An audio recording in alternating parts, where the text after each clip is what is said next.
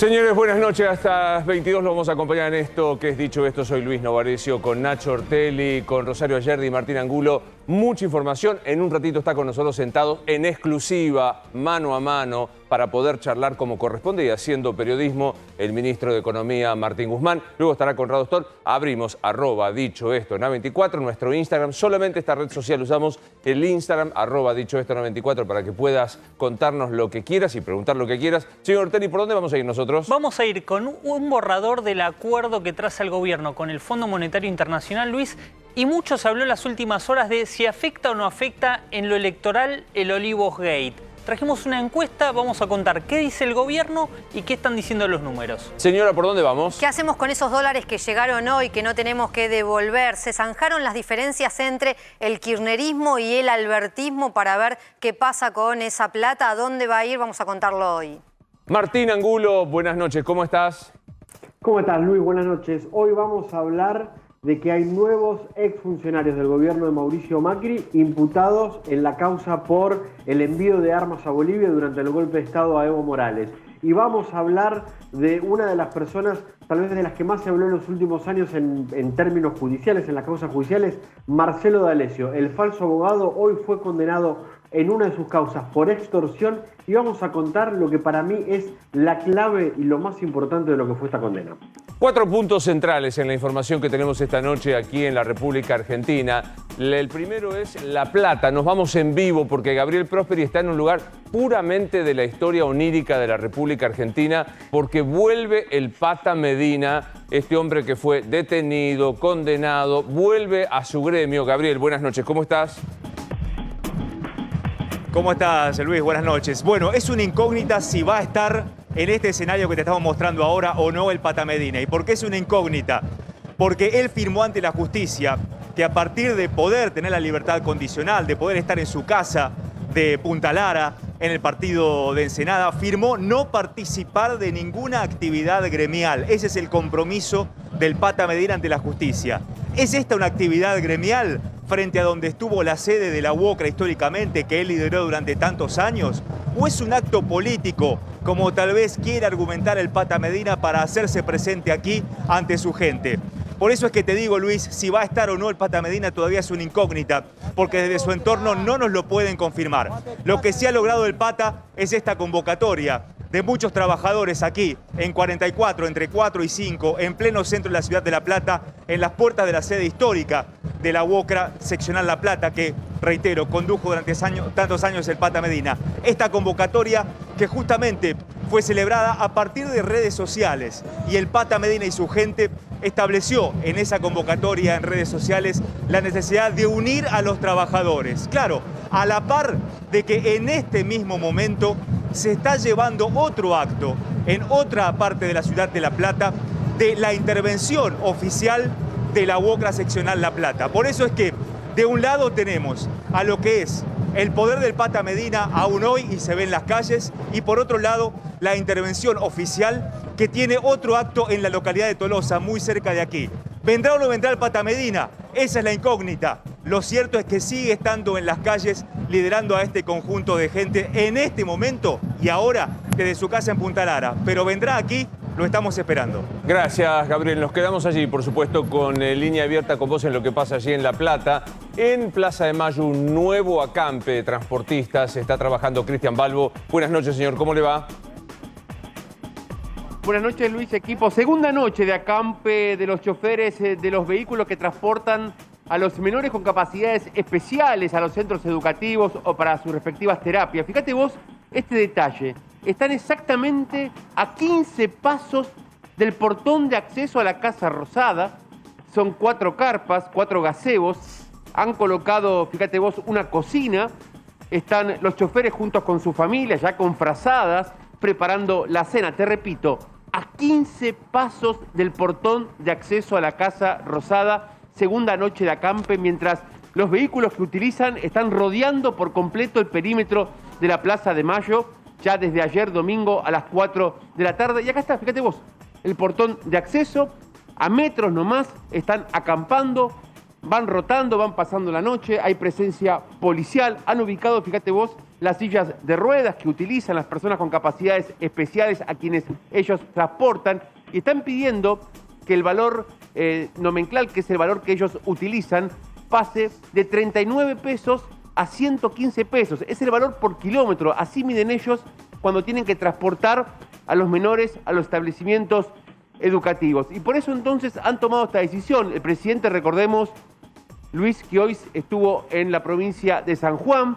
participando de una recorrida, distintas inauguraciones junto al gobernador Sergio Uñac. No ha estado aquí en la Casa de Gobierno, sí Santiago Cafiero. Más temprano los veteranos de guerra también reclamando poder cobrar una deuda que habría hacia ellos cuando regresaron de las islas. Estuvieron cortando Hipólito Yrigoyen, cortando Rivadavia, se acercó también personal de la infantería. Varias protestas ocupando este espacio de la Plaza de Mayo. Te repito, mira, desde acá, de donde estamos, esta es una de las carpas donde van a pasar la noche. Si contamos, como te decía, son 1, 2, 3, 4, 5, 6, 7, 8, 9, 10, 11, 12, 13, 14, 15 pasos desde un acampe donde hay gente que va a pasar la noche, pasó la noche de ayer, va a pasar la noche de hoy, reclamando entonces que le suban el valor del kilómetro a los transportes que llevan a los menores de edad con capacidades especiales a los establecimientos educativos. Acá está uno de los referentes,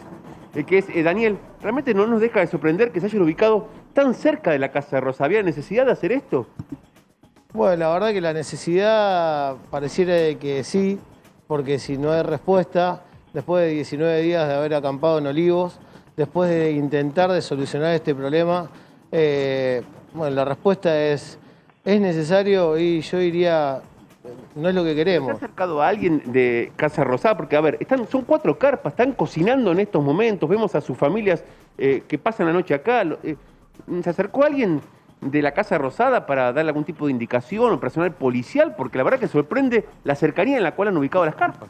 Sí, no, eso, hoy no tuvimos ningún contacto de parte de Presidencia, de la Rosada, dejamos un petitorio, nada. Pero te vuelvo a decir, no me sorprende, estuvimos en Olivos 19 días acampando y el amigo del presidente dijo que nos podíamos quedar a vivir, así que vinimos acá sin sorprendernos. Lo único que pedimos y sí queremos es que nos atienda y solucionar este problema, que es lo más importante. Después de que haya una carpa o no, para mí la verdad que no es lo más importante. Acá las familias, las personas con discapacidad son los principales, el principal problema. 39 pesos nosotros nos pagan para llevar a un chico a una institución, a una escuela, a un centro de día. No solamente un chico, una persona de 30 años, 40 años, que el papá tiene 70, 80 años, que no lo puede llevar y que tampoco puede utilizar el medio de transporte público. Así que la verdad que es esencial el transporte, sin acceso no hay terapias, no hay nada. Muchas gracias. Bueno, el testimonio entonces, uno de los referentes, repetimos, segunda noche de acampe, Luis, frente a la Casa Rosada. Hoy no estuvo el jefe de Estado aquí, estuvo en la provincia de San Juan, mañana estaría aquí en la Casa de Gobierno. Se encuentra entonces con este acampe y con estas familias que están por cenar aquí frente a la Casa Rosada en Plaza de Mayo, Luis. Gracias, Cristian. Nos vamos a otro hecho que lamentablemente se resume en una estadística y no es justo que así sea. Una mujer cada 29 horas es víctima de un femicidio, de un asesinato por violencia de género. Liliana Caruso está cubriendo otro hecho más. Buenas noches, Liliana, ¿dónde estás? Buenas noches, Luis, equipo, así es. Estoy en Bernardino Rivadavia al 200. Esto es Moreno y lo que tengo atrás mío es la puerta de ingreso de lo que funcionó como un salón de fiesta. Digo funcionó porque por ahora esto no es así, no están funcionando, todos lo sabemos por el tema de la pandemia. Pero este lugar tiene a su costado una especie de jardín. Un jardín que lamentablemente se convirtió en estas últimas horas en una escena primaria de un femicidio, de lo que vos hablás. Aparentemente, una pareja que se conocía, esto está confirmadísimo, te digo, lo acabo de chequear recién y me vuelven a decir, es una pareja que se conocía. Un hombre que todavía no tenemos muchos datos, una mujer de entre 30 a 40 años con unas calzas negras, una campera también oscura, y digo estos datos para saber si alguien tiene idea de quién puede ser, aportar un dato porque todavía no sabemos quién es. Este hombre y esta mujer ingresan por este costado, que es una entrada lateral que hay en este lugar, y lamentablemente entre estas 3 palmeras que vos ves ahí se produce este femicidio. Dios mío. La pareja aparentemente que discute, este hombre que solo sabemos que estaba vestido con una campera y una gorrita, pone a esta mujer entre un rincón, entre esas dos palmeras que estás viendo, que está la pared todavía llena de sangre. Dios mío. Acá Dios quedaron vidrios para que veas, lo voy a buscar porque recién tenía acá. Esto es parte de una botella. Con esa botella le rompió la cabeza, la golpeó, agarró una piedra, la siguió golpeando. Esta mujer, Luis, quedó acá tendida. Este hombre, una vez que la mató, evidentemente hubo un intento de defensa porque aún en los árboles todavía quedaron marcas de sangre. Es impresionante esta escena. Pero además digo, es la escena primaria y está confirmado, porque fue todo en este lugar. La encuentra una trans que pasaba por el lugar, porque dicen que por aquí pasan muchas chicas. Una de las trans se acercó a este lugar y la encuentra a esta chica tirada, arrinconada contra estas dos palmeras y la pared, y es la que llama al 911. A partir de ahí la investigación, Luis, ¿quién es esta chica? Todavía no se sabe. Lo que sí está confirmado, te decía, es que estuvieron en el centro de Moreno. Yo estoy acá también en el centro de Moreno. Ellos estuvieron en una zona, por algunas cámaras de seguridad, que los veían juntos, caminando, hablando. Nada se pensaba, o por lo menos no dio nada a entender, de que podría terminar con esta escena y con este crimen en este lugar. Caminaron, bajaron de un colectivo, siguieron caminando hasta llegar a este lugar. Después, una vez que esta chica murió, este hombre tomó la piedra con que la había golpeado, con que le había deformado el rostro. Te digo que fue tal la hazaña que hasta el cabello, dicen el cuero cabelludo, tenía levantado. Fíjate la hazaña, pensar que esa persona pudo haber hecho tanto desastre aquí con esa joven. Este hombre agarró la piedra, la llevó a 100 metros, a donde hay un contenedor de basura, lo tiró ahí y se fue. Se tomó un colectivo y se bajó a unas pocas cuadras. Y a partir de ahí el rastro de este asesino, que todavía no se conoce. Ahí lo estamos viendo, ahí lo estamos viendo, Lili. En este momento lo estamos viendo. En el video, perfecto. Es muy difícil de identificar a una persona con este video, como vos decís, con la gorrita, con la distancia y etcétera, etcétera, pero ojalá que estas imágenes sirvan para tratar de identificarlo, porque está libre este femicida. Exacto, sí.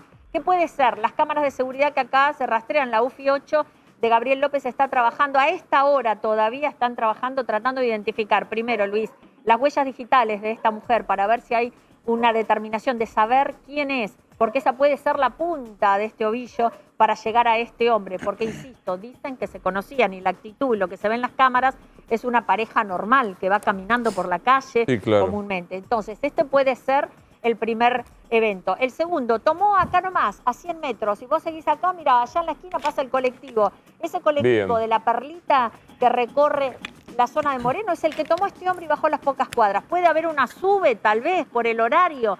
Eran cerca de las 6 de la mañana, para que te des una idea. Entonces, todas estas cuestiones son las que ahora hay que tratar de dilucidar para saber quién mató a esta joven. Gracias, Liliana. Insisto, una mujer cada 29 horas es asesinada en la República Argentina y sigue. Yo escucho gente que discute el feminismo, que discute si las mujeres están o no postergadas. Bueno, esto es una mujer en situación de debilidad. Esta es la expresión más trágica, obviamente. En el medio hay montones de situaciones que todavía las mujeres siguen padeciendo y es fundamental aprender de las enseñanzas que las mujeres feministas nos están haciendo llegar. Ya está sentado a la mesa de nuestra entrevista Martín Guzmán, que es el ministro de Economía. Gracias, Martín, por estar con nosotros. Así que nos vamos a sentar a charlar de todo. Han llegado derechos de giro desde el Fondo Monetario. Vamos a hablar de tarifa, vamos a hablar de inflación. Vamos a hablar de... No me preguntar si es candidato, pues ya no tengo más chance. Para el 2023. Para el presidente. Podríamos arrancar porque a tirar una candidatura para el 2023, enseguida me voy a sentar. Nos vamos a ir ahora a Constitución, porque está trabajando Marcelo Padovani. Buenas noches, Marcelo, ¿cómo estás?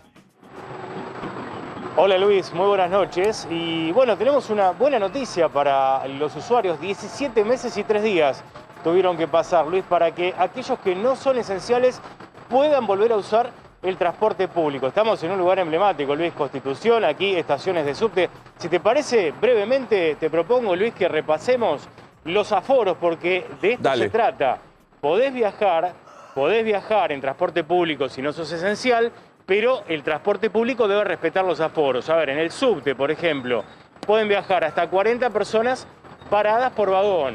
En los colectivos pueden viajar todos los pasajeros sentados, por supuesto, y hasta 20 personas paradas. Hablando de colectivos, aquí estamos sobre la Avenida Brasil, un lugar de alto tránsito de colectivos, grandes colas. Claro, por la hora no hay mucha gente, pero esto a la tarde sí, la verdad que es una marea humana. Y en las estaciones de trenes, en el tren, en el ferrocarril específicamente, sí, pueden viajar, además de los pasajeros que van sentados, hasta 4 pasajeros por metro cuadrado, Luis. Pero la novedad de hoy tiene que ver con que si no sos esencial, podés volver a usar el transporte público. Muy bien, nos quedamos allí. Cuando vos lo decías, volvemos. Gracias, Marcelo. Dale. Hasta luego. Me voy a conversar con el ministro y ahora lo sumo también a Nacho y a Rosel. Gracias, ministro, por estar. ¿Cómo estás? ¿Todo bien? Gracias por estar con nosotros. Bueno, dije bien, ¿llegaron los derechos de giro del Fondo Monetario Internacional para que use la Argentina? Correcto. ¿De qué cantidad estamos hablando? Son aproximadamente 4.340 millones de dólares. El equivalente a eso, que bueno, es parte de una articulación multilateral. Todos los países del mundo articulando sobre la necesidad de crear más recursos para atender un momento tan difícil para la economía del mundo. Y Argentina tuvo un rol importante en todo lo que fue esta discusión durante el año 2020, que terminó bien en el año 2021 y que va a ayudar. Por lo cual podemos decir que la Argentina no va a entrar en default. Bueno, hoy Argentina lo que estamos haciendo es justamente resolver cada uno de los tan graves y dañinos problemas de endeudamiento que se le dejaron a la Argentina. El año pasado pudimos reestructurar la deuda con los acreedores privados, dándole a la Argentina un alivio de alrededor de 37.000 millones de dólares en una década. Y ahora lo que estamos buscando es poder redefinir los compromisos de deuda con el Fondo Monetario Internacional. Estos 45.000 millones de dólares que el gobierno anterior tomó y que no se utilizaron en absoluto para mejorar la situación. Pero para que me quede claro, no entramos en default, o sea, zafamos No, hoy no lo estamos, claramente, estamos con estos derechos, cada uno de esos problemas de deuda resolverlos y los derechos especiales de giro nos dan una posición más robusta para poder continuar en la senda por la que estamos avanzando. Me saco el tema Fondo Monetario, que salvo a los chicos que les gusta la economía, me resulta sumamente aburrido, pero ahora los voy a dejar para ahí. La versión que tengo es que hiciste una negociación que consiguió lo que no muchas veces se conseguía, que es un acuerdo a 10 años con un interés muy bajo, del 1 punto y algo, que estaríamos en condiciones de anunciarlo. ¿Esto es cierto? No, estamos todavía nosotros negociando, buscando cuidar al pueblo argentino, como digo, redefiniendo compromisos absolutamente insostenibles que tomó el gobierno anterior. Más endeudamiento en dólares significa más escasez de dólares. Menos dólares es menos actividad, menos trabajo y más inflación. Y estamos buscando resolver eso y este es un proceso que continúa. ¿Se llega antes de noviembre con el acuerdo? Lo importante, Luis, aquí es que el acuerdo sea bueno, que sea sano para la Argentina, que nos permita redefinir nuestros compromisos con el mundo de una forma sostenible, más que la velocidad a la que se hace. Fíjate que el gobierno anterior negoció un acuerdo en 3 semanas y así nos fue. Todos los indicadores económicos y sociales, todos empeoraron. Aumentó la pobreza, aumentó la desigualdad, cayó el producto, cayó el empleo y subió la inflación. Pero sería 10 años como prevé el fondo, no un plazo extraordinario. Ahí hay 2 cuestiones. Uno es, hoy existen modalidades de programas en el cual el plazo máximo es efectivamente 10 años, se llama facilidades extendidas. Eso es a lo que hoy se puede negociar. Al mismo tiempo, multilateralmente, estamos buscando construir otra línea de crédito, otra facilidad, como se la llama en el lenguaje técnico, que se adapte a lo que son las circunstancias del mundo hoy. Estos programas que tiene el fondo son programas añejos, son del siglo XX, no se adaptan a un mundo en el cual muchas cosas han cambiado, incluyendo el tema del cambio climático, claro, que requiere de transformaciones productivas, que a la vez requieren de proyectos económicos que tienen plazos de madurez mucho más larga. Y estamos trabajando, así como lo hicimos con los derechos especiales de giro, estamos trabajando junto al mundo en también crear una nueva línea de crédito con plazos distintos. Bueno, esta pregunta te hago de viejo, soy bastante más viejo que vos. El dólar Nación, Banco Nación está 102, el contado con liqui 170 y el blue 182. ¿Cuánto te preocupa esa brecha? Bueno, la brecha cambiaria es justamente uno de los objetivos que atiende la política macroeconómica. Nosotros buscamos estabilizar esa situación, mantenerla estable, que es lo que viene ocurriendo aproximadamente en los últimos 8 meses, y luego ir reduciendo esa brecha. Esto tiene que ver con que entre diciembre del 2015 y abril del 2018 ingresaron a la Argentina miles de millones de dólares a especular, capitales especulativos, en un contexto que se prometía que con las reformas económicas que se estaban llevando a cabo iba a haber una lluvia de inversiones. No hubo ninguna lluvia de inversión en la economía de verdad. No hubo en la Argentina más fábricas, más producción. ¿Cómo estás? Hubo capitales Te especulativos. coachearon para que le pegas a Macri. Y eso que sos un tipo... No, Cada no, cosa no. vamos a Macri. Yo te pregunto, ¿es razonable esta brecha? Pero ahí está el tema, Luis. Es que hay que explicar las cosas. La brecha existe porque en la Argentina hubo un proceso de bicicleta financiera, especulación financiera, como la quiera llamar, que dejó atrapados a capitales especulativos que no quieren estar en la Argentina y que buscan salir y ahí presionan sobre la brecha. Y esto lo tenemos que discutir porque esto significa cuidar a la Argentina. Hay que buscar que nunca más ocurran procesos Está como claro. lo que ocurrió con el gobierno anterior. En esta coyuntura, y entendiendo, y creo que es el endeudamiento más grande de la historia, la prueba más tajante de que el gobierno de Macri fue malo es que perdió las elecciones. ¿Está? Dicho esto, esta brecha, o te lo pregunto más torpemente, Yo creo que la ¿se prevé prueba- una devaluación? Yo creo... No, nosotros venimos con una política cambiaria que consideramos consistente y la hemos venido manteniendo. El año pasado se decía lo mismo, que iba a haber una devaluación del tipo de cambio Por eso lo pregunto. cuando la brecha llegó a ser 150 puntos porcentuales. Nosotros dijimos que eso no lo íbamos a hacer, porque no hay nada que dañe más al tejido social y productivo de en la Argentina que un salto devaluatorio. O sea, no está como herramienta de la política económica generar una devaluación importante. En absoluto. Se acompañará Nosotros venimos manteniendo la política cambiaria que hemos definido en el presupuesto 2021. Y el dólar oficial... Y hay algo que Pobre, te hicieron el presupuesto 2021, dijeron 29, vamos a ir a 50. hubo factores a nivel internacional que era imposible vislumbrar en el 15 de septiembre del 2020 cuando enviamos la ley del presupuesto. Igual ahí decís un número que es tuyo. ¿De cuánto, Pero cuánto estiman la inflación? Nosotros vemos la inflación bajando y la tasa de inflación intermensual reduciéndose mes a mes.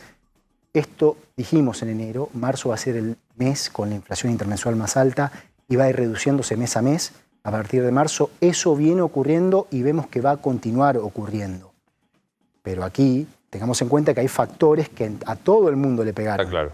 ¿Sí? En un contexto de pandemia aumentó mucho la demanda por alimentos en el mundo y bajó la demanda por servicios. La gente no iba al teatro, al cine, consumía alimentos. Eso generó obvio. inflación de alimentos. Pero digo, no hagamos comparaciones porque la verdad que los países de la región les fue mucho mejor. Con la inflación vienen de otro lugar. Pero digo, para no hacer comparaciones, ¿qué inflación estima razonable 2021 completo el ministro de Economía? Como te digo, lo que esperamos es que esa tasa que hoy está en 3% en el mes anterior se vaya reduciendo, que el próximo mes comience con 2, que el primer dígito sea 2 y que se mantenga en ese sendero de reducción. Que llegamos a un Y 40. el 15 de septiembre de este año, cuando enviemos el proyecto de ley de presupuesto 2022, enviaremos las nuevas proyecciones. Está bien, descontemos la pifia del 29, pandemia, lo que vos quieras. No va a ser el 29. ¿De cuánto sería próxima en la perspectiva? ¿40%? Como te digo, esto lo vamos viendo en un sendero de reducción de la tasa de inflación. Está claro que hubo factores que implicaron un desvío con respecto a aquello que se proyectaba en septiembre del 2020 y de forma técnica y prolija, cuando enviemos la próxima ley de presupuesto, Dirán. vamos a ver cuáles son las revisiones necesarias en función de las circunstancias que han acontecido. Vinculado con esto, con el tema de la no devaluación, ¿el dólar oficial va a acompañar a la inflación? El dólar oficial lo hemos planteado en el presupuesto también 2021, que estará la tasa de evaluación de depreciación en todo el año en alrededor de 24 o 25 puntos porcentuales, que eso es un tipo de cambio de 102,40 promedio a fin de año. Y eso ¿Perdón, de cuánto? tiene que ver... ¿140? 102,40 102,40. a fin ¿Pero ya de año. estamos? No, pero el mayorista Con no. el solidario, claro, hay que agregarle Mayorista no. Y esto tiene que ver con una política macroeconómica integral de la cual el presupuesto ha sido el corazón y que se ha respetado para poner a la Argentina de pie. Bien. Cosa que está ocurriendo. ¿Se van a sostener las tarifas congeladas o no se van a aumentar de acuerdo? ¿Qué idea se tiene al respecto? En cuanto a las tarifas, lo que estamos haciendo es trabajar en lo que es la segmentación de los subsidios, buscando racionalizar el uso de los subsidios. Hemos cuidado en una situación difícil.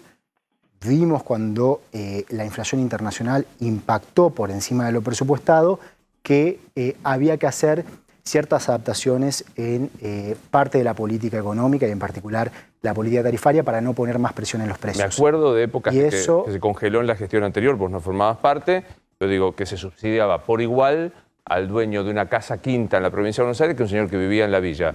Lo que vos querés es segmentar. Mi pregunta es, ¿el concepto de no aumento como rige este momento se va a sostener? Este año, si Sí. no hubiéramos hecho nada, si hubiéramos seguido, y sé que Luis lo Lo lamento quiso Macri, mucho, ya sé. No, dale, tranquilo. te dale, va a tranquilo. doler, pero le A mí no hizo me duele. mucho daño a la Porque Argentina me y las duele porque cosas pago las hay tres. que explicarlas. Si no se hubiese hecho nada, hubiesen aumentado las tarifas más de 100%. No, ¿sabes qué me duele? Ya que te Eso trajiste acá, hubiese porque tengo un sido- especial respeto personal por vos. Me aburren los macristas que dicen Cristina Venezuela. Y me aburren, y no te incluyo, los kirchneristas que dicen para Macri. Entonces, me parece que no caer en esa tentación, siempre, pero Macri, Cristina No, no, Venezuela. no, no. Es de aburrido como entrevistador. Y eso me parece una sana posición, porque no es el tema de las personas en sí, es el tema de las políticas y es el tema de cuidar a la Argentina. Obvio. En Bueno, un hablemos de la momento gente que nos está muy viendo. importante. ¿Qué pasa con luz, gas, agua? Hoy, para la gente que nos está viendo, lo que ocurre es que se está cuidando al bolsillo de las argentinas y los argentinos, y las políticas económicas que hemos puesto en marcha están funcionando. ¿Funcionando para qué? Para poner a la Argentina en la senda de la recuperación. Hoy en la Argentina crece la producción, las fábricas producen más, en la Argentina se está generando empleo. En la Argentina, Comparado con el 2020 liquidado, Martín. comparado Claro. también con el 2019, Pero en decís la que Argentina hay generación de trabajo. hoy, absolutamente. Y en la Argentina no solo hay generación de trabajo, que obviamente a muchos todavía no les llega en un contexto de pandemia muy difícil y se los protege desde la política social, de protección social, sino que además hay inversión que sienta condiciones para que esa recuperación pueda continuar en el tiempo. Es decir, que hoy lo que se está haciendo es reconstruir un tejido productivo Está claro. de una forma sostenible, cuidando a nuestro pueblo. Déjame que te pregunte por el tema de las tarifas, que me lo anoté, porque si no... vos no sos UBA, vos sos de La Plata. Yo estudié en la Universidad Nacional. Por lo cual de no La Plata. pasaste por Juan Carlos de Pablo. No pasé. No pasa- bueno, porque él No, siempre, no lo tuve o sea, que es profesor. columnista de programa, yo lo quiero muchísimo, y si no digo esto, el jueves cuando sale me reta y a los gritos. Este concepto de pisar las tarifas, congelar las tarifas, tiene como una frase corta. Porque si no, todo el mundo en todo el planeta no aumentaría las tarifas de acuerdo a lo que cuesta el servicio. Por eso me preguntaría, coyuntura, crisis, etcétera, congelaste tarifas. ¿Hasta cuándo es la idea de congelarlas? Bueno, este año, como te digo, en vez de aumentar más de 100%, aumentaron 9% las tarifas. Esto tiene que ver con cuidar el bolsillo de las Que tuviste argentinas que meter argentinos más en una situación subsidio muy difícil. a las empresas. Correcto. Y eso es un tema que vamos a ir dando vuelta. Y en eso estamos trabajando. Un elemento central para eso es la segmentación. Pero sí, nuestro gobierno lo que busca justamente es redefinir cómo se utilizan los recursos del Estado. Ahora, hay contextos y contextos.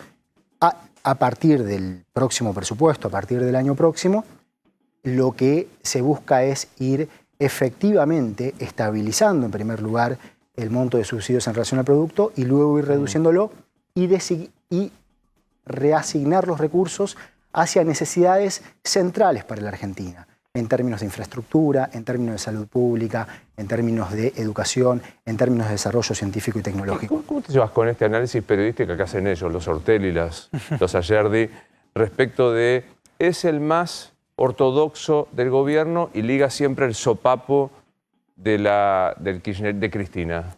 Cuando dice, esta plata no se va a usar para pagar los compromisos externos, te sacaron casi una resolución del Senado y después... ¿Cómo te llevas con Cristina?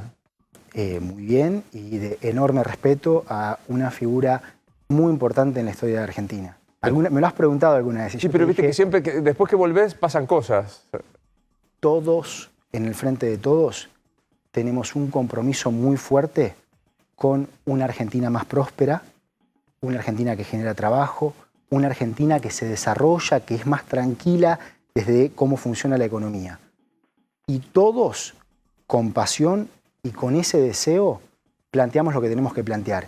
Y así es como se trabaja, y se trabaja de una forma muy, muy virtuosa que nos enorgullece y nos deja mucha tranquilidad. Y así es como me llevo con Cristina. ¿Pero bancó ella a hacer el acuerdo con el fondo? En eso estamos trabajando. Él nos dijo, quiero Nosotros somos 15 años, no quiero pagar los 5 primeros, entonces... Es que lo que pasa, que lo que ella dice cuando dice lo que nos dejó el gobierno anterior es correcto, es absolutamente correcto. Es tan grande el monto de deuda que se tomó con el Fondo Monetario Internacional, 45.000 millones de dólares. Es casi lo mismo de todo lo que se desembolsó, que el fondo desembolsó en el año de pandemia, en el 2020, a todos los países del mundo que le prestó. Es tan grande que dentro de los marcos estándares de préstamo que tiene el fondo, es muy difícil hacer frente a eso. Está claro. No quiero nada involucrarte en este tema, así que no tenés por qué, pero digo, está llegando el Pata Medina a La Plata sin barbijo. Prosperi, ¿qué pasa allí en el sindicato? Como vos bien lo decís, Luis, está llegando Juan Pablo Pata Medina, evidentemente rodeado y custodiado por una enorme cantidad de gente, llega hasta este escenario, como te decía.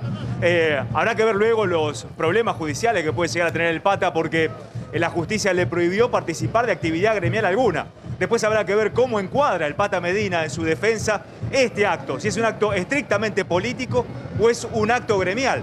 En todo caso, si es un acto gremial o la justicia así lo decide, estaría violentando lo que se comprometió el propio Pata Medina ante el juez que le dio la posibilidad de estar en su casa en Punta Lara en este momento. Por lo tanto, esto no es solamente una imagen polémica, si se quiere, la del Pata Medina, nuevamente en las calles de la ciudad de La Plata, en este caso, en donde era la sede de la UOCRA que él condujo, sino la cuestión judicial de a quién más está participando o no de una actividad gremial que tiene prohibida por la ley. Bueno, veremos entonces cómo se suceden los actos. Ahora va a encabezar justamente este acto que se está dando aquí en 44, entre 4 y 5, en la plena ciudad de La Plata. Bien, gracias, Gabriel. Bueno, gracias, Martín, por la interrupción. No, yo te decía el vínculo entre Cristina y vos, pero digo, hoy salió el subsecretario de Energía, Papa de apellido, ¿verdad? Correcto, que es una persona que sigue trabajando conmigo en otra posición. Que es guzmanista. ¿Qué quiere decir eso? Y que responde a vos. Respondemos todos. Yo soy hortelista, porque respondo a Nacho Ortelli. Y así digo, ahí sigue el ruido, ¿no? Pero esa es una decisión mía que ocurre en todo el tiempo, ¿eh? Esto es muy dinámico, los puestos se van acomodando. Estamos hablando de un experto en temas de desarrollo económico que va a tener funciones inclusive más amplias, trabajando inclusive más directo conmigo en un país que va evolucionando y que las posiciones se van adaptando. ¿No revitaliza el bolón? No tiene absolutamente nada que ver y es una decisión que viene charlada hace un tiempo y que, bueno, este fin de semana terminamos de acomodar ciertas cuestiones en etapas que van, como te digo, evolucionando. Y esto es la gestión es dinámica. Te metes en ese caso en particular, pero si ves cómo son los últimos 20 meses de gestión, esto ocurre todo el tiempo porque es así de dinámica y se van reacomodando las posiciones. Saca. Digo, si sos camporista, no, pero nunca militaste en la cámpora. Yo lo que hago es militar para una Argentina mejor y el espacio en donde se nos abren las puertas a nosotros ha sido el peronismo. Yo digo, ¿te sentís cómo con el modelo económico que representa la cámpora o que sea una Fernanda Vallejos y demás? Es que es el modelo económico del frente de todos. No es que hay un modelo económico de uno, un modelo económico de otro. Hoy hay una visión, hay un proyecto político y un proyecto económico que es el proyecto político y económico del frente de todos. Del que forman parte el presidente Alberto Fernández, la vicepresidenta Cristina Fernández de Kirchner, el presidente de la Cámara de Diputados Sergio Massa y el jefe de bloque de Frente de Todos, Máximo Kirchner. No es voto cantado porque se sabe, vas a votar a Tolosa Paz, que propone seguir con los impuestos a las grandes riquezas. ¿Estás de acuerdo con esos impuestos? ¿Eso dijo Victoria? Sí. Bueno, Victoria de lo que habló es de la y esto lo hemos hablado juntos y con Victoria tenemos una relación de trabajo muy positiva. Es una funcionaria que realmente muy efectiva, eficiente, que le puede hacer mucho bien a la Argentina desde el Congreso. Y uno de los temas que con ella hemos venido hablando, ya se ha venido siguiendo la gestión, además de su propia gestión, es el de la estructura tributaria. Argentina se debía una estructura tributaria más sostenible, más progresiva, con mejores incentivos para la producción, para la inversión, que nos ayude a la estabilidad, y eso es lo que hemos venido haciendo. Nosotros, desde que iniciamos el gobierno, hemos dado una serie de pasos que han prácticamente transformado la estructura tributaria. Hay un camino aún por recorrer, y eso es a lo que Victoria se refiere. Pero digo, para el Ministerio de Hacienda, ¿hay que repetir el impuesto a las grandes fortunas que se aplicó de manera extraordinaria?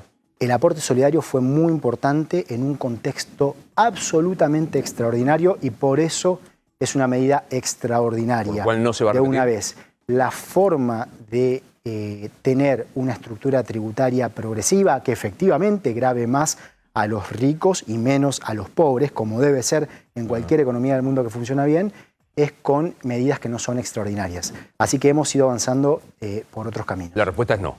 No está en agenda hoy está en repetir agenda. una medida que fue Yo extraordinaria. comparto eso, que los que más tienen deben pagar más. El problema es que siempre pagan los que están los mismos cuando tenemos un 50% de informalidad en la Argentina. Digo, pensar en incorporar a los que están afuera, modificando ley de contrato de trabajo, modificando los regímenes tributarios, ¿no? Bueno, muchas de estas cosas se han ido trabajando, la parte tributaria se ha ido trabajando, pero es cierto que tenemos un problema grande de informalidad laboral. En la Argentina ha habido 3 procesos económicos, 3 modelos económicos que le hicieron daño al tejido social y al tejido productivo y generaron mucha exclusión El macrismo. de los mercados de trabajo formales. Te ahorro uno. El macrismo. Bueno, le pones nombre así. Uno podría decir efectivamente las políticas económicas entre el 2015 y el 2019. El Lo que fue 76 al 83. Correcto. ¿Y? Y lo que fue todo el proceso de seguir las políticas del Consenso de Washington, liberalización comercial de golpe, liberalización financiera de golpe, en la década de 1990, que generó una muy fuerte desindustrialización y una pérdida de empleo y de empleo formal muy fuerte.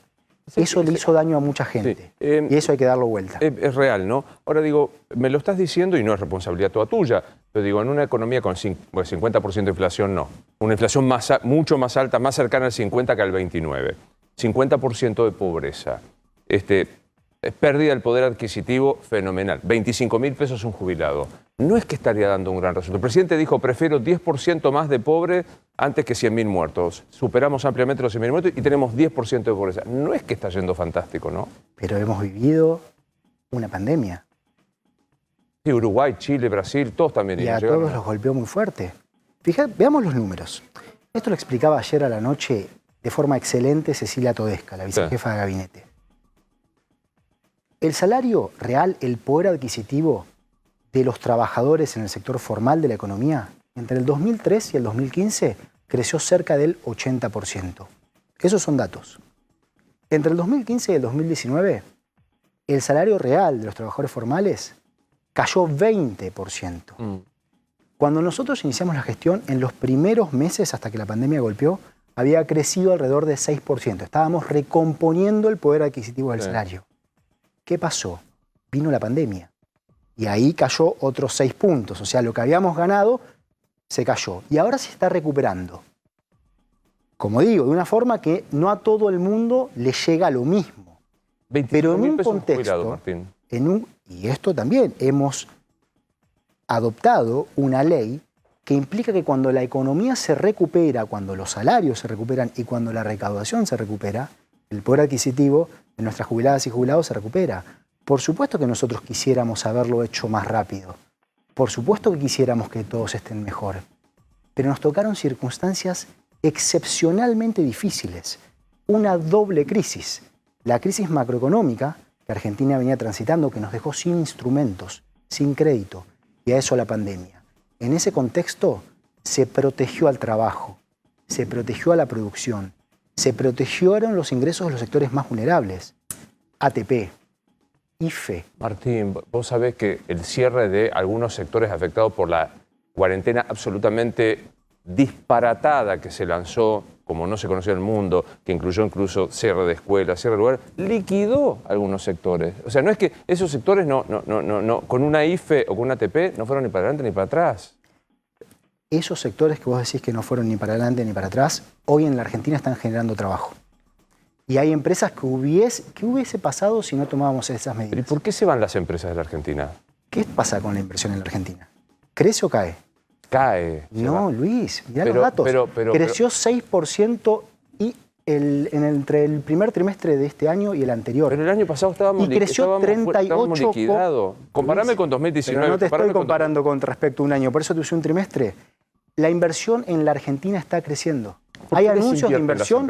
Discúlpame, hay anuncios de inversión en la Argentina casi todos los días. Veamos los datos. En la Argentina la inversión se está recuperando, entonces guarda con ¿Por qué se van algunas empresas? Se fue una agroquímica de mi provincia. ¿Por qué se van diariamente? Hay algunas empresas que se van y hay empresas que llegan e inversiones que llegan. Miremos los datos y no las anécdotas. Los datos son los que nos dicen la realidad. Pero a mí no me en la parece una Argentina la anécdota que la inversión empresa crece. más rica del de la Argentina se radica en Uruguay. Hablo en Mercado Libre. ¿Te preocupa que ¿Mercado Libre dejó de producir en la Argentina?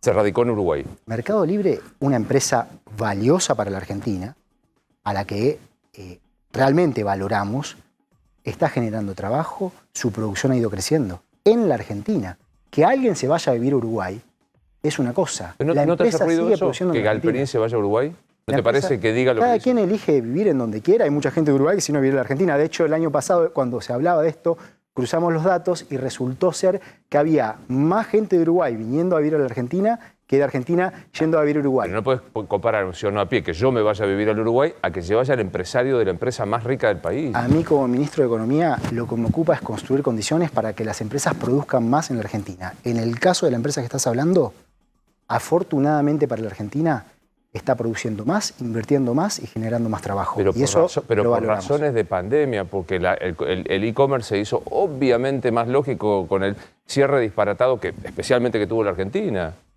Pero no era que la pandemia antes decíamos que era muy mala para la economía, que lo efectivamente Sí, lo fue. lo es. Bueno, obviamente Vos me que hay dijiste. cambios, y eso lo digo, y Sí. es así. Y lo que ocurre es que hoy hay condiciones que le permiten a la Argentina crecer y a la inversión crecer. Después, obviamente, razones tecnológicas que hacen que algunas empresas se favorezcan y otras se perjudiquen y que cesen sus actividades, como pasa en todo el mundo, y algunas se van en ese contexto Hay y otras hay llegan. cola de inversores extranjeros que quieren venir a la Argentina. Mirá, Que tenemos que ampliar el cupo Mirá. de Seiza para que lleguen los... Bueno, vos me dijiste antes, hablaste de No, que una se van. forma. Nosotros, desde el Frente de Todos, y en particular como la forma en que pienso que debemos conducirnos, es sin chicanas y sin lenguaje marketinero y grandilocuente. Nosotros no hablamos de lluvia de inversiones. Nosotros hablamos de construir una Argentina más tranquila, con más trabajo, con más valor agregado y con más inversión. Hoy lo que está ocurriendo es que crece el trabajo y crece la inversión en la Argentina. Quiero decirte, iba a hacerte un elogio, pero no te conviene, porque si te elogio yo, no va a caer bien en algún sector No, que toma... no es así.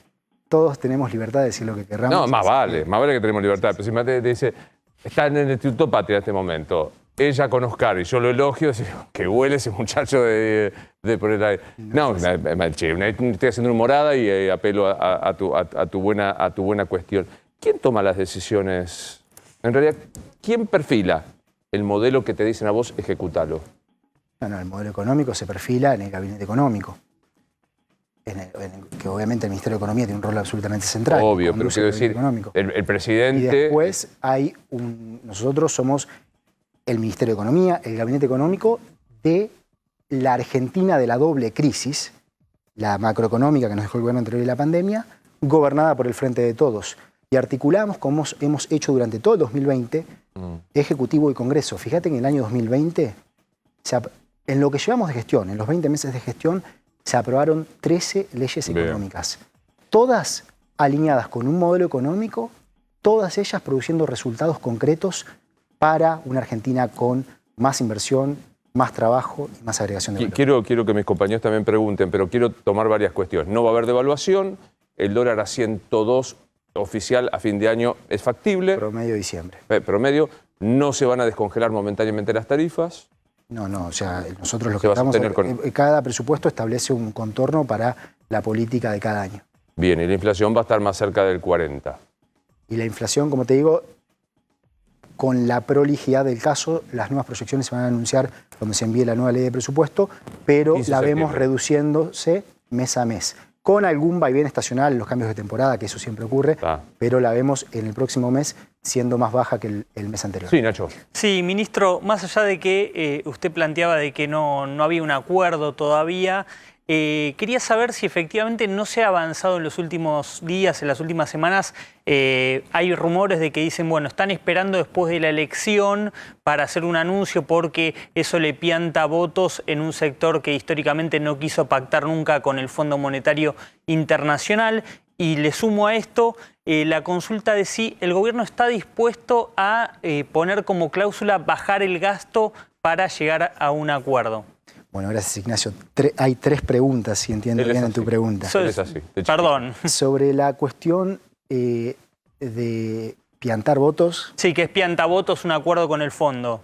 Nosotros consideramos, primero que lo que nosotros nos enfocamos es en resolver los problemas de la Argentina. Y lo que estamos haciendo acá es resolver un problema de la Argentina muy, muy dañino para la Argentina.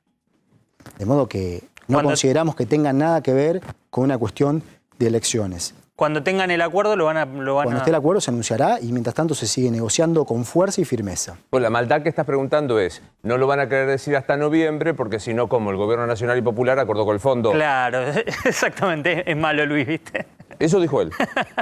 Lo que te digo es, la gente claramente valora que resolvamos los problemas que afectan la vida en el día a día. Y lo que estamos haciendo es eso. Cuando, sobre la base de la firmeza y el respeto a la soberanía, se resuelve un problema que implicó una intrusión en la soberanía, que eso fue lo que hizo, de vuelta, Juntos por el Cambio. Cuando se resuelva eso, cuando haya un acuerdo, se anunciará. La otra pregunta tenía que ver con los avances, sí. Esa es la tercera. Con los avances, sí, todas las semanas hay digamos, diálogo y se va avanzando y se van construyendo entendimientos. Funciona así, a veces de forma presencial, a veces de forma virtual. Y la tercera, la del gasto. Nosotros lo que consideramos es que el Estado tiene un rol central en la recuperación económica y también en el desarrollo económico.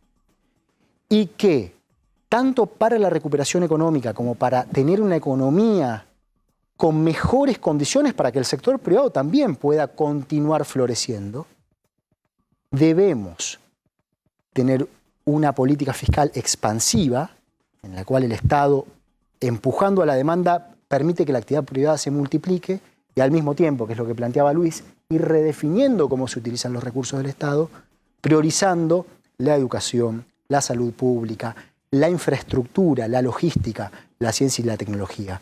Es decir que bajo ningún punto de vista se contempla, por lo que sea, ni por un acuerdo con el fondo, ni por lo que sea, un ajuste del gasto público.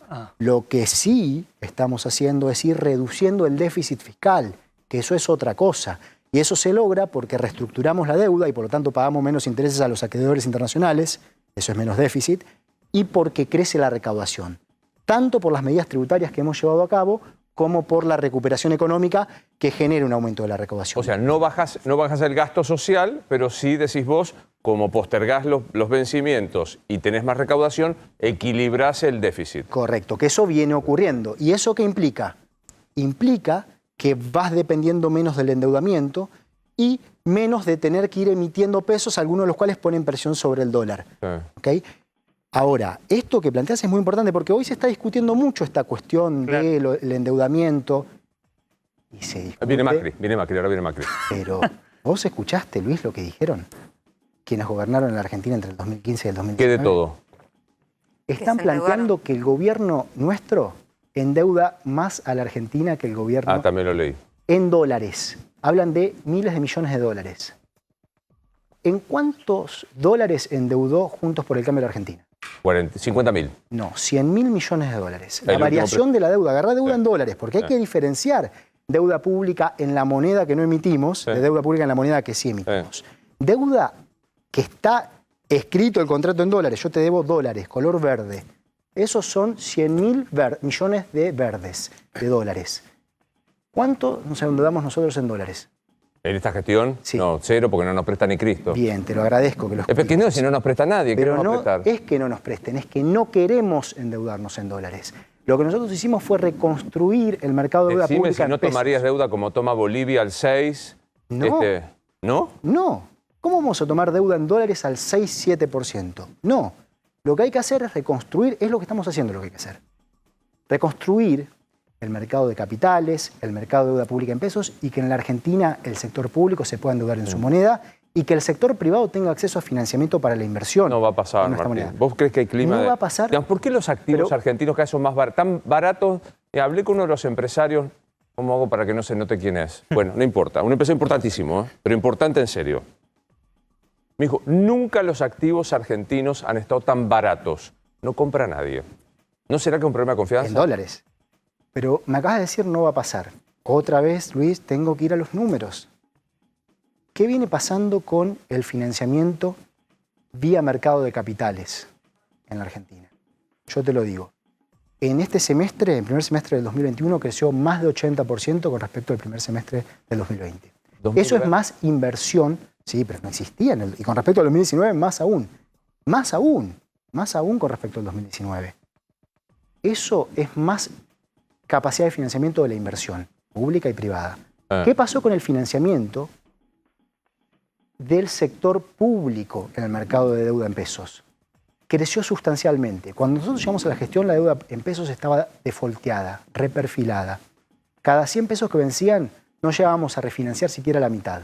Hoy no solamente financiamos todo, sino que tenemos financiamiento extra. ¿Para qué usamos eso? Para las políticas públicas, como el IFE, el ATP, el REPRO, que protegen a nuestra economía en este contexto de pandemia. Quiero dejar a Rosario que pregunte. Tengo 3 preguntas muy concretas. ¿Quién fue el peor presidente de la Argentina desde el 83 a esta parte?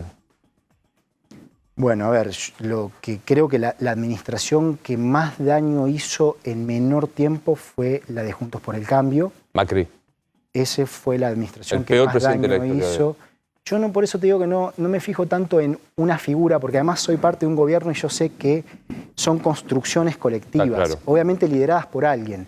Por eso hablale- lo que importa es, en este caso, un gobierno en sí, más que una figura. Hablale al argentino que tiene unos cuantos años como el que te habla, que sabe que tiene unos mangos y ahorra $100 y sabe que no pierde. Y si se queda con eso en pesos, se los esfuman. Bueno, ahí otra vez podría decirte que si el año pasado lo cambiaste a dólares cuando el blue estaba a 195 y la brecha cambiaria a 150, ganabas más si lo ponías en un activo en pesos, y mucha gente lo hizo, que devenga una tasa de interés y hoy tiene más. Pero, dejando eso de lado, es cierto que en la historia argentina hemos tenido mucha debilidad de nuestra moneda, y lo que nosotros estamos haciendo es fortalecer nuestra moneda, y eso va a llevar tiempo. Y para eso hay que resolver cada uno de los desequilibrios estructurales de la Argentina. Lograr producir más y más de lo que se exporta al mundo y lo que genera divisas. Lograr ir resolviendo los problemas fiscales. Claro. Y la otra, ¿está dentro del proyecto como ministro de Economía la posibilidad de pasar al Estado la prestación de la salud que hoy está en manos de privados? Esto es un tema, yo con mucha prudencia te hablo desde el Ministerio de Economía. Ministerio de Economía, y hay una política de salud que ha sido absolutamente fundamental en lo que fue el contexto de la pandemia, y que de las cuestiones de la salud hablen los expertos de la salud. Claro. Sí, Rosario. Un acuerdo con el Fondo Monetario Internacional, como el que se está negociando, como el que estás por firmar, es impagable, venga el presidente que venga. Esto no lo digo yo, que no entiendo de economía, lo dice Máximo Kirchner. ¿Qué le decís a Máximo Kirchner sobre esto? Bueno, se lo decía, se lo explicaba yo a Luis. Es tan grande el monto del préstamo que se tomó con el Fondo Monetario Internacional que hay que buscar ser creativos y muy firmemente en el seno del multilateralismo redefinir condiciones. Y eso es lo que estamos haciendo, como por ejemplo el tema de los sobrecargos de interés que la Argentina está pagando, que el gobierno anterior jamás negoció, jamás puso en el centro de la escena en una negociación. La Argentina hoy paga casi $1.000 millones extra por año por esos sobrecargos. Lo que nosotros hacemos es, con firmeza, buscar resolver las condiciones o modificar las condiciones financieras. El plazo a 10 años no quiere saber nada, Máximo Kirchner. No, de eso es lo que hoy hablábamos con Luis previamente, ¿no? Hoy existen 2 tipos de programas: el stand-by, que es el que tomó el gobierno anterior, y el facilidades extendidas, que tiene un plazo de 10 años. Todos estamos de acuerdo en que esos son programas pensados para los problemas del siglo XX. Y hay que ir adaptando las líneas de crédito. O sea que sí, se va a dejar abierto de que si cambian las condiciones se va a poder extender. Eso es algo que el estamos acuerdo. negociando, correcto. Que estamos negociando, por un lado, la construcción de mejores condiciones al futuro, y por otro lado, una cláusula tal que si en el futuro eso ocurre y hay mejores condiciones, Argentina pueda moverse del programa que firme cuando firmemos a la línea que eventualmente sea superior. Total. Me escriben 50 economistas. Voy a leer uno solo, que es Germán Valentini, que es un amigo mío, que me dice bestia, animal, por alguna pregunta que te hice. Pero me pregunta, ¿cómo diseñas una política económica expansiva sin achicar el gasto público y si no llegan inversiones ni recuperas la actividad interna? Bueno, como lo estamos haciendo. Porque, ¿qué pasa? Aumenta, sacando el shock del COVID, ¿sí? Aumenta el gasto en términos reales, pero como aumenta la recaudación más y bajaron los intereses de la deuda, entonces termina bajando el déficit. Al mismo tiempo que el Estado cumple su rol de proteger a las argentinas y a los argentinos, de propiciar una continuidad de la recuperación económica y de sentar condiciones para un desarrollo que genere trabajo y que agregue valor. Tenemos cepo para rato, ¿no? Volvemos al tema. Sí. Tengo que volver a explicarlo, de que el gobierno anterior tuvo que adoptar los controles de capitales porque se le estaba yendo todo, se le desarmó todo. Y para poder ir a un sistema más razonable en lo que es el largo plazo, desde la constitución de las regulaciones de capital con el resto del mundo, hacen falta acumular reservas. Para eso tienen que aumentar las exportaciones. Para eso tiene que aumentar la producción de lo que se exporta. Para eso estamos estabilizando ahora voy a ir a ese punto. Estamos estabilizando la macroeconomía y con cada uno de los sectores capaces de generar divisas, articulando reglas de juego que permitan un crecimiento de esos sectores. La energía, la industria, la agroindustria, la economía del conocimiento. Con cada uno de estos sectores estamos trabajando. Muchos de estos sectores vienen experimentando un crecimiento. Fíjate, por ejemplo, el Plan Gas, que revierte, frena el declino en la producción de gas. Lo mismo la economía del conocimiento, que viene elevando sus niveles de producción. La industria en la Argentina está creciendo y muy fuerte. Y algunos de esos sectores son generadores de divisas, otros no. Bien. Bueno, muy cortito, me escriben mucho. Tema créditos UVA. Están desesperada la mayoría de gente que no puede por lo que se han aumentado. ¿Hay algún plan distinto para ellos? Bueno, justamente se ha venido atacando esta cuestión con la lógica de el esfuerzo compartido, pero primero que todo lo que hay que entender es la situación muy dura que vive alguna de las personas que decidieron tomar estos créditos apostando a que en la Argentina el salario iba a crecer por encima de la inflación. Entonces iban a tener la capacidad de hacer frente a esa situación. Pero lo dijimos antes, el salario no creció por encima de la inflación entre el 2015 y el 2019. Cayó 20 puntos porcentuales. Bueno, este año también va a quedar atrás de la inflación el salario. No. ¿Qué paritaria le va a ganar a la inflación? Y bueno, por eso se reabrieron todas las paritarias. Y el salario registrado viene creciendo por encima de la inflación. Y es muy importante, mientras el no registrado esté por debajo, trabajar desde la protección social. ¿Algo que no te haya preguntado y que quieras decir? Yo te agradezco mucho, siempre es un placer. Y quiero agradecerte también. de verdad la cortesía, especialmente a tu equipo de comunicación, particularmente a Vera, que es una de las personas que llevan un nombre que yo quiero mucho y que son muy amables. Me gusta que tengan sentido del humor y que hayas dicho solamente 50 veces por culpa de Macri. Nada, es un chiste que te decía. Gracias, de verdad, muchas gracias. Creo que, como te dije, no es las personas quienes realmente importamos o importan, sino las políticas. Y te agradezco el elogio al equipo que realmente es sumamente eficiente. Sumamente, y Ángel también. Con quien tengo suerte de trabajar. Entra Macri acá caminando ahora. ¿Qué le decís? Que es muy tendría cosas para decirle, porque lo he escuchado en el mundo hablar de la Argentina. Y hay que cuidar a la Argentina. Cuando uno sale de la Argentina a atacar a nuestra propia Argentina, le hace mucho daño. Ninguno de nuestros líderes debe hacer eso. Eso no es sano. Y nosotros como sociedad debemos ir fortaleciéndonos, fortalecer al Estado-Nación y actuar con un liderazgo lúcido, constructivo, mirando hacia adelante y corrigiendo los errores del pasado y comunicándonos con respeto y sobre la base de información correcta y no queriendo conducir a la gente, a la sociedad, al pueblo a un lugar equivocado, no engañando. ¿Sí?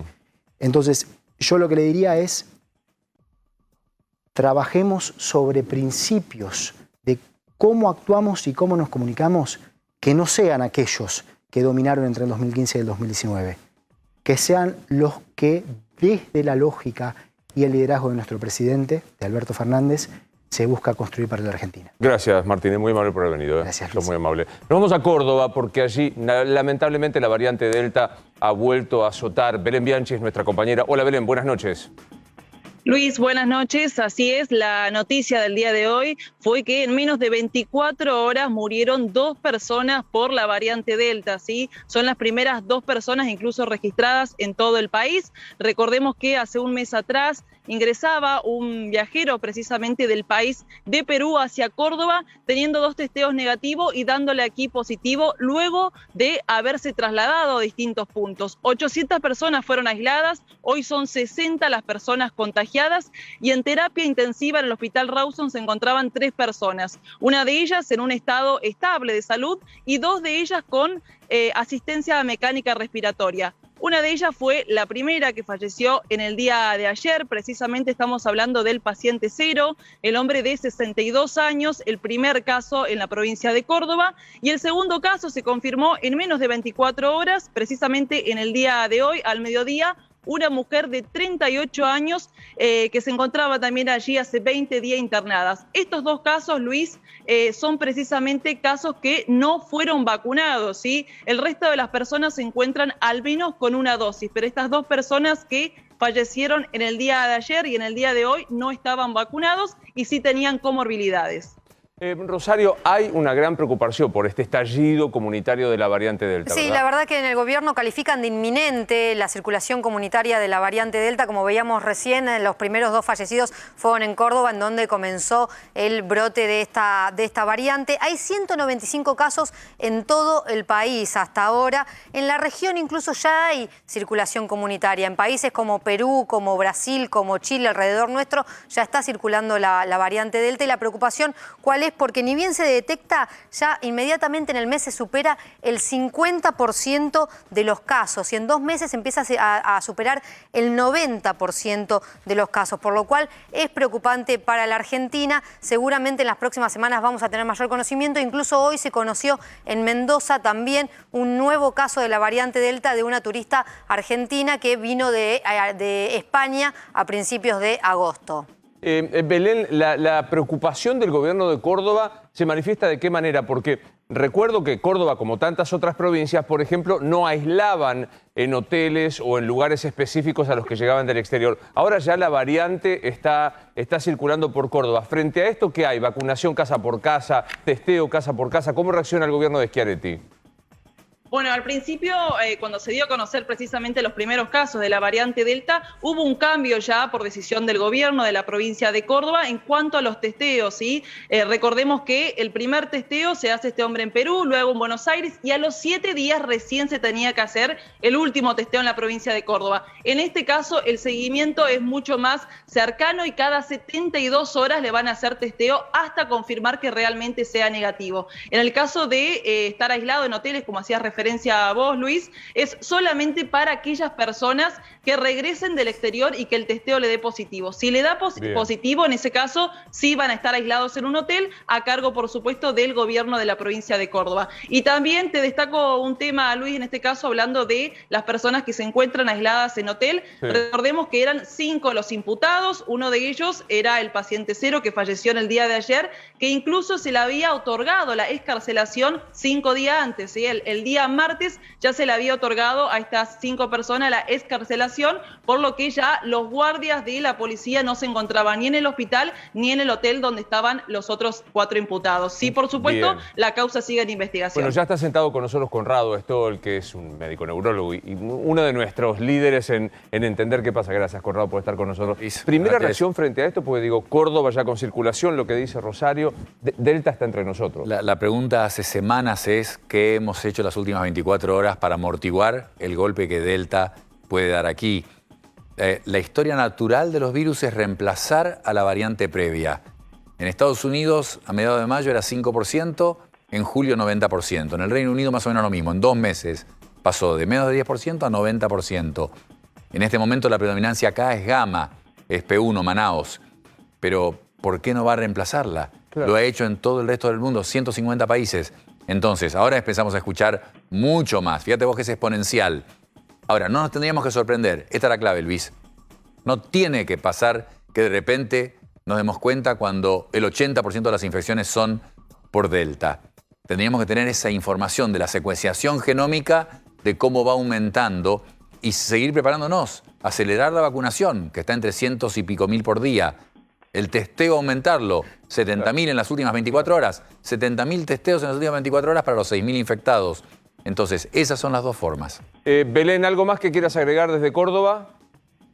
No, eso hasta el momento, Luis, y sí, ya te dejo por último, no se encuentra ningún paciente hoy internado en el Hospital Rawson. Como dijimos anteriormente, son 60 las personas contagiadas, hoy quedan 58 en la provincia de Córdoba, pero todos se encuentran por lo menos en un estado de salud estable, aislados en su casa.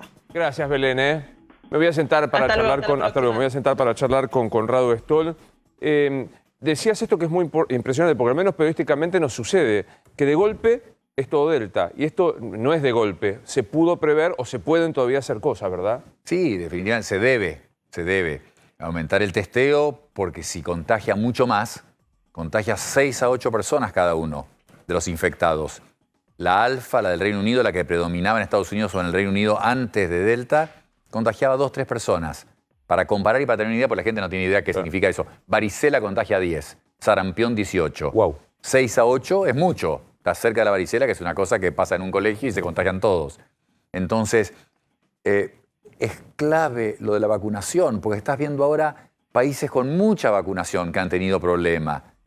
En Israel, fíjate vos que la curva de infectados sube vertical y lamentablemente en Israel la curva de hospitalizados y muerte sube bastante parejo con la de infectados. De otros países. Muy bien. Exacto. O sea que hay muchos infectados, pero... En el Reino Unido muchísimos infectados, Estados Unidos no está bien, pero en el Reino Unido muchísimos infectados, los hospitalizados y la muerte es menor. ¿Por qué?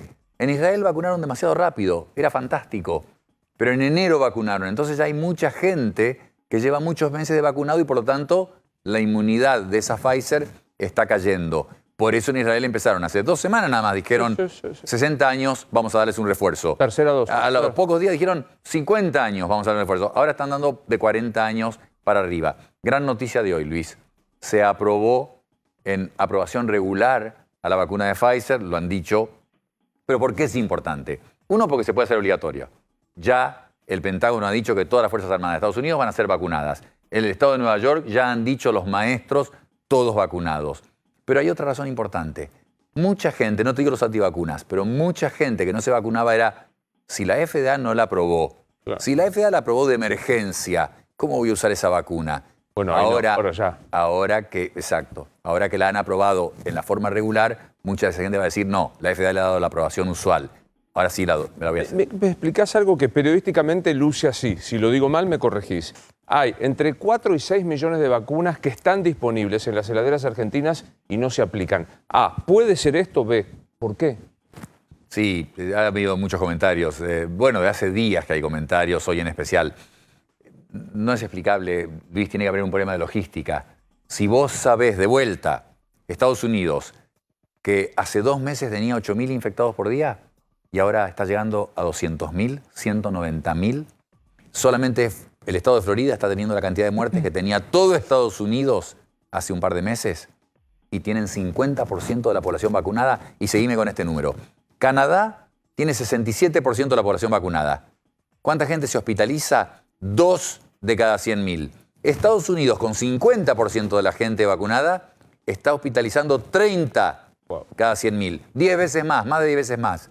Entonces te quiero decir que aún países con mucha vacunación, fíjate vos la diferencia que hace de 50 a 67% de vacunados con 2 dosis, ya hay una gran diferencia de hospitalizaciones. Bueno, 25% nosotros. Tenemos que acelerar la vacunación para tener la mayor proporción de vacunados con 2 dosis. Pero vos qué entendés, problemas de logística, traduzcámoslo, de traslado, de aplicadores, ¿cuál es el problema? Perdóname.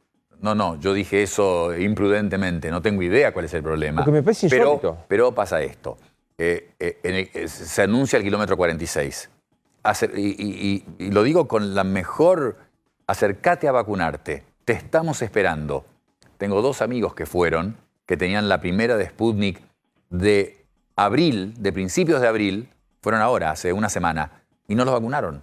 No los vacunaron. No había gente, no es que había una fila tremenda. Fueron sin la cita, pero a esta altura, en este momento, en este contexto, con esta delta de amenaza, te tienen que agarrar y vacunar. Al que aparezca lo tienen que vacunar. Y en la ciudad, la verdad que en la rural, hay una fila que sale de la rural y yo la he visto cruzar la calle Colombia, donde está la Embajada de Estados Unidos, hacia Libertador.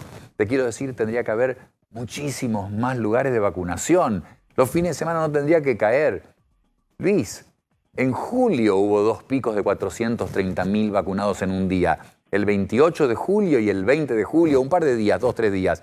Pero los demás días son 300, 320.000, 330.000 y los fines de semana mucho menos.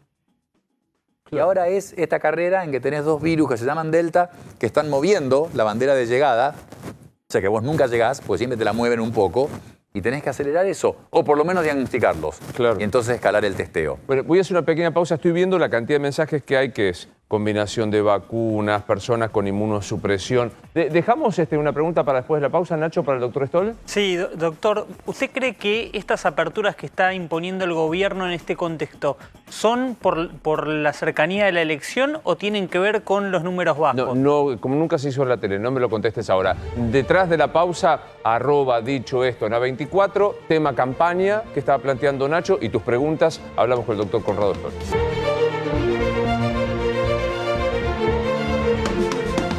Seguimos aquí en Dicho Esto en un ratito. Ya mismo estoy hablando con el doctor Conrado Stoll. Hay cantidad de preguntas. Temprano discutíamos en el pase sobre si afecta o no el Olivos Gate, la clandes de Olivos en el tema electoral. ¿Afecta? Bueno, el gobierno dice que no, Luis. Dice que todos los votos que Alberto Fernández y el Frente de Todos ya había perdido, los había perdido por la pandemia, por el manejo de la economía, también por el episodio de las vacunas. Dice, todo lo que ya se perdió antes de esto. Ahora, yo te traje una encuesta de CB Consultora, que le preguntó algo a la gente. Bueno, ¿usted qué tenía pensado votar y cuánto afectó este voto? Fíjate, la pregunta es, en los últimos días se dieron a conocer unas fotos de un festejo privado del presidente en julio del año pasado, cuando regían medidas rigurosas de aislamiento en el país. A continuación, nos gustaría preguntarle, ¿lo sucedido podría efectuar su decisión de quién va a votar en las PASO? Bueno, y mirá las respuestas, son muy interesantes. Hay un 28%, casi 29%, que dice, iba a votar a candidato del Frente de Todo y seguiré votando igual. O sea, núcleo duro. Hay otro porcentaje muy chiquitito de medio punto que dice, estaba indeciso y ahora por esto votaré a favor del gobierno nacional. Raro. Tal vez tiene que ver con que hay un sector que considera que este voto, ese episodio de Olivos no afecta y que se le está pegando por demás al gobierno, vaya uno a saber. Hay después un 42% que dice no pensaba votar al Frente de Todos. Esto sí avala lo que dice el gobierno de ya se habían ido esos 4 o 5 puntos, no están más. Hay un 6%, y acá está el punto que contradice la visión oficial, dice... Estaba indeciso y ahora votaré en contra del gobierno nacional. Es un 6%, que dice CB Consultora que lo saca de indecisos. No es gente que antes votaba al Frente de Todos y ahora... Es de los que estaban ahí dando vuelta. Dando vuelta, pensando su voto, evaluándolo.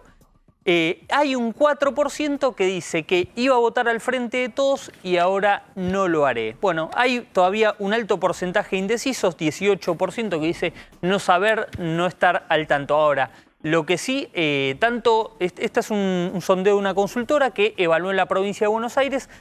Hay de los dos lados. De Juntos por el Cambio te dicen, sí, yo tengo encuestas que dicen que esto al gobierno lo liquida.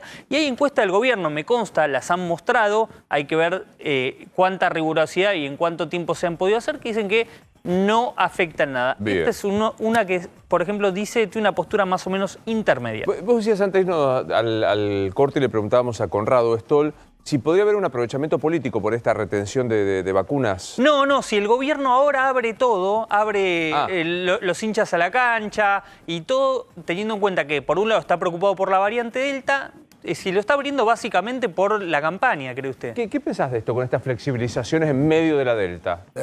Entiendo perfecto, Luis, la pregunta, y hay una contradicción ahí. Sí, se ha hablado de eso, yo creo que es por el hartazgo y la indignación social que se percibe, y mucho más en tiempo electoral, impacta. Sí.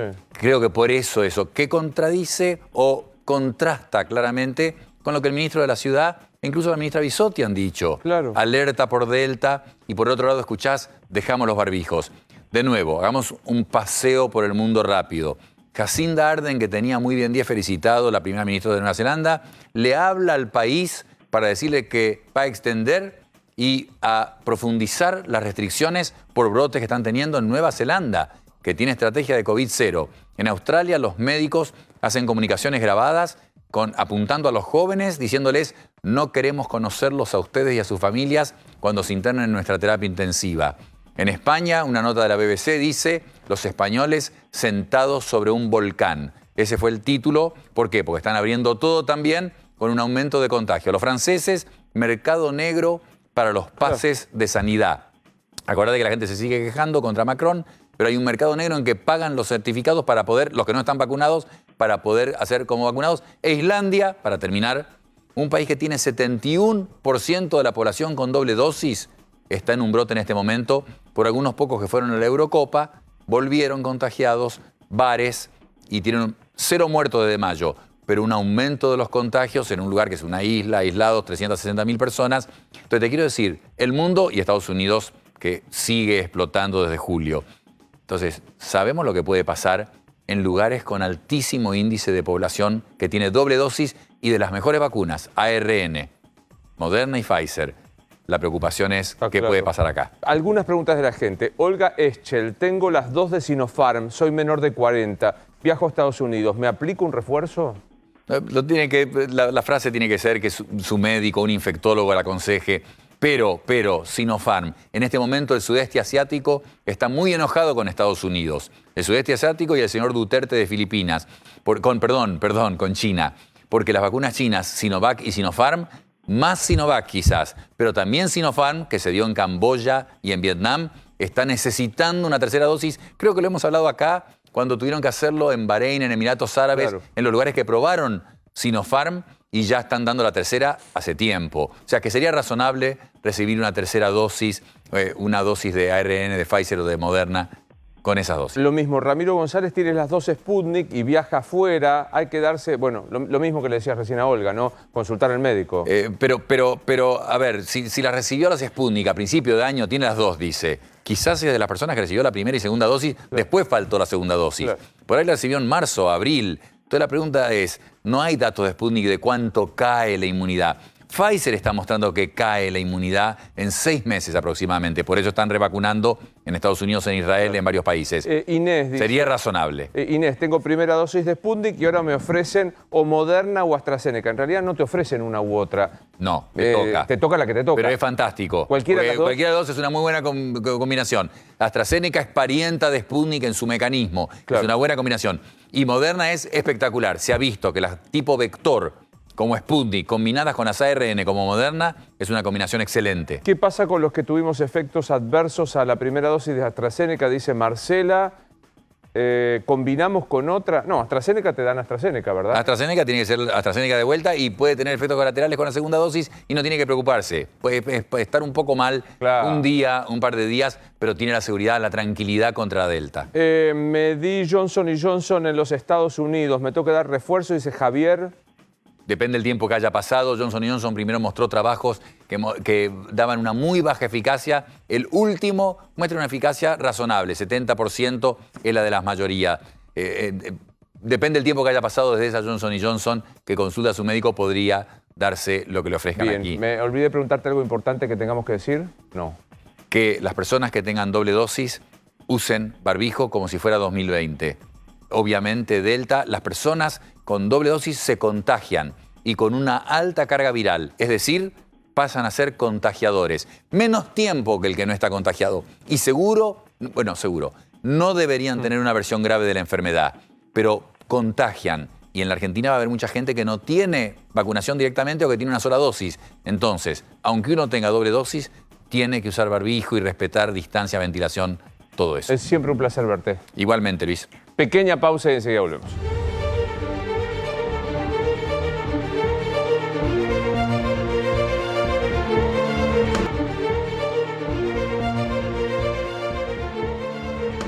Seguimos en Dicho Esto. Martín, decías que finalmente hubo una sentencia en una de las causas del falso abogado Marcelo D'Alessio, ¿verdad? Sí, exactamente, Luis. Hoy Marcelo D'Alessio fue condenado a 4 años de prisión por lo que se conoce como el caso Traficante. ¿Qué es el caso Traficante? Gabriel Traficante, un despachante de aduana, fue, según la justicia ahora con este veredicto, extorsionado por Marcelo D'Alessio para no quedar involucrado en lo que D'Alessio le decía era una imputación en la causa la recordarás, todos la recordamos, la causa por la mafia de los contenedores. ¿En qué se basó esa extorsión? Según lo que se plasmó en... Y lo congelamos. ¿En qué se basó esa causa? Ahí estás ahí, Martín. De Marcel. Sí, estoy. Ahí está. Repetinos porque decías, ¿en qué se basó la sentencia? La sentencia se basó en estas acciones que los jueces dieron por probadas en virtud del alegato del fiscal Diego Luciani. D'Alessio cometió contra traficante. Le mostraba llamadas entrantes y salientes que tenía de su teléfono, le mostraba información presuntamente reservada que muy poca gente tenía sobre traficante, le decía que él tenía vínculos con el juez de la causa y que a cambio de dinero podía hacerlo zafar. Esto D'Alessio no lo hizo solo, y hoy en el juicio fueron condenadas otras 3 personas. Y este es el punto importante. ¿Sabes quién es una de las personas condenadas? La gente no lo debe tener como un nombre muy conocido. Juan Ignacio Vidone. ¿Qué es Vidone? Fiscal. Vidone es el fiscal de delitos complejos de la ciudad de Mercedes. Fue el fiscal que intervino en un tramo de la causa por el triple crimen de General Rodríguez. Sí. Y hoy Vidone fue condenado a 3 años y 8 meses de prisión porque en su cargo de fiscal era quien obtenía información que después le daba a D'Alessio y que D'Alessio utilizaba para extorsionar a traficante. Con D'Alessio además también fueron condenados 2 ex agentes del AFI y esta es una de las causas que tiene D'Alessio por extorsión. La otra, la más conocida, en la que está involucrado también el fiscal Carlos Stornelli. Gracias, Martín. Nos estamos viendo mañana. Delirio de la historia argentina. Nos vamos con esta imagen. El señor Pata Medina, libre, transgrediendo todas las normas, fue al sindicato en La Plata. Seguramente lo va a ampliar. Ahí está, ¿eh? Este señor Pata Medina, sin barbijo, sin nada, transgrediendo una norma. El sindicalista de los tiros, de los empujones y demás de la UOCRA de La Plata. Con esta imagen, lamentablemente, nos vemos mañana. Soy Luis Novarecio. Se quedan en la continuidad de 24.